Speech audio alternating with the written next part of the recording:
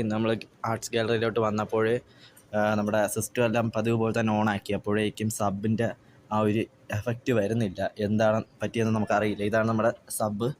അപ്പോൾ വയറും കാര്യങ്ങളെല്ലാം നമ്മളിനിപ്പോൾ എല്ലാം ഒന്നിന്ന് അഴിച്ച് നോക്കണം. നമ്മുടെ ബാക്കിലത്തെ വയറാണ് ആദ്യം നമ്മൾ നോക്കിയത്. 5.1 ആണ് നമ്മുടെ ആമ്പ് വരുന്നത്.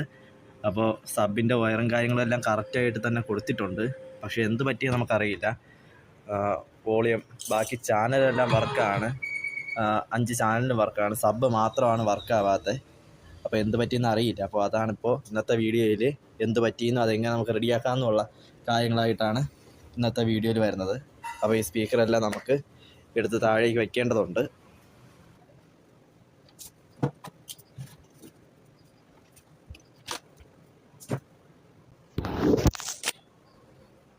നമ്മുടെ സബിൻ്റെ കുഴപ്പം മനസ്സിലായി. ഈ വയർ കട്ടായി പോയതാണ്. ഇത് എലി കടിച്ച് കട്ടാക്കിയതാണ്.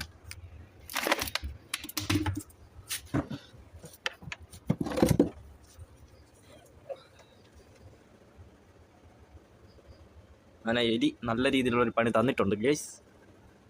ഈ ഒരു വയർ മാത്രമേ കടിച്ചിട്ടുള്ളൂ, അതോ സബ് ബോക്സിൻ്റെ അകത്ത് കയറി എലി എന്തെങ്കിലും ചെയ്തിട്ടുണ്ടോ എന്ന് നമുക്ക് നോക്കാം. ഒന്ന് കൊടുത്തു നോക്കാം.